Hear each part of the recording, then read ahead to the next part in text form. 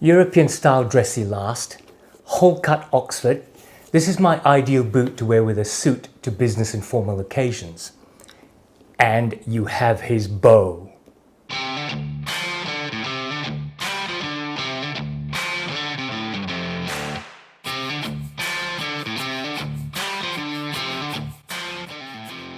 How you going? Welcome back to Bootlosophy, and my name is Teg. Nani kadij nija wajok noga buja. We're reviewing today my third collaboration with Fortis Boots out of Bandung in Indonesia. This is the Legolas that I designed and Sunny made. And for those who recognize the quote at the beginning, I've called it the Legolas because it's light, sophisticated, and really finely made. Exactly what an elf might wear to dinner in the Great Hall of Edoras. I've previously collaborated with Fortis to design and produce an upland-style boot called the Strider and a work cap-toe Chelsea boot called the Thorin. I wanted a very dressy boot that I could wear with a suit and with more formal business casual outfits. So I designed a slim, hole-cut boot with an Oxford closure. Now, this is not a Balmoral boot, which strictly speaking has a shaft that stitches onto the vamp, and it's the shaft that actually forms the closed Oxford lacing. This is a hole-cut boot with only one seam at the back, and it's covered by a one-piece backstay and incorporating Fortis's signature stitched loop. The lack of other seams just makes the hole-cut boot more formal looking, as does this curve at the top of the shaft and down to the lacing. It's an Oxford lacing boot where the lacing opening is closed at the bottom. Unlike a derby style, you can't sort of pull aside the uppers to have a look. This adds to the sleek look as do the blind eyelets. The sole edging is intentionally stained natural rather than black. Yes, you are allowed a brown edge on a black formal shoe, and it's intentionally done that way to aesthetically balance the otherwise heavy effect of an all-black boot. It's built on an European style last, very slim, quite pointy, again for sleekness and sophistication. Dwarves might wear round-toe cap-toe boots, but elves don't. This is where I usually take some time to offer up some outfits that can go with these boots. But I mean, quite obviously, you wear it with a dark suit. It is entirely a dressy and formal boot. So wear it with navy or grey business suits. Somewhat less formally, you can wear it with very dark indigo jeans, dare I call them dress jeans, in a kind of high-low dressing effect with a dress shirt and a blazer. Before we go on to talk about Fortis, can I remind you that if you like this video, not to forget to click on the like button below. And of course, if you like this format of review, please consider subscribing because I have lots more coming up. Right, on to Fortis. I have a long friendship with Sunny, the founder of Fortis. I kind of discovered him during COVID through Instagram when he was literally just starting up with a couple of employees in Bandung and having made just a few boots. I bought his Dakar service boots and found a lot about his vision through talking to him about lasts and sizing. Now, for those who don't know, Fortis is based in Bandung in Indonesia, just outside Jakarta. Indonesia has a 400-year-old tradition of quality boot making, brought there by the Dutch colonial system. And when the Dutch left, the tradition stayed, and it seems to have centered around Bandung for some reason. Bandung now has a reputation for good quality, handmade boots. But as everything else in the last 5 years, their reputation has preceded them, and handmade, finely made boots are no longer US $300 or $400, but more like $500 to $700, depending on materials. Fortis has grown since 2020 and has deservedly gained a good reputation alongside his older brothers. That's what he calls his famed boot makers that came before him, people like Texture and Bristleblack. Fortis has grown so much that, like many suddenly popular handmade brands, he has struggled with the time it takes to make your boots from the time of order. A few years ago, he also started making MTO boots for an American brand. So as you can guess, he's expanding, but like all growing, expanding businesses, there are growing pains. None of that, though, is reflected in the quality of what he produces. Now let's take a look at the construction of these boots, and I'll start from the top. The uppers are made from a local Indonesian pull-up leather. I'm pretty sure it's combination tan with a veg retannage just from the feel of it. As you can see, the veg tanning and frankly the quality of the leather tends to crease and look a bit like loose grain, which it isn't. I actually find that quite attractive within its limits as real leather, but I know many of you won't, so you should know that's down to me. I chose this leather. You can get this made in all kinds of better quality leather from, say, Horween to Stead, or even Shell Cordovan from Chinky or others if you like. See, whenever I order from Sunny, I always order local leather. Now, to me, there's something right about local boot makers using local materials and supporting each other. The quality of the leather aside, it is a whole cut boot, meaning that the whole uppers are cut from one piece of leather. Now, there are two remarkable things about this.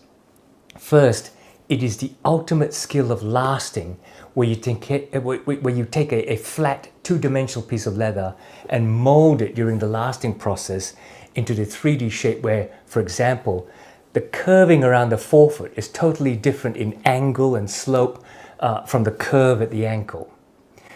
You have a go with a piece of stiff cloth and see how you go without making all sorts of wrinkles and creases as you try and shape the different angles. The second remarkable thing about this is that there is no discernible blocking line. A blocking line usually appears on whole cut boots. Go click on the link in the description below. I've put an R.M. Williams website link there.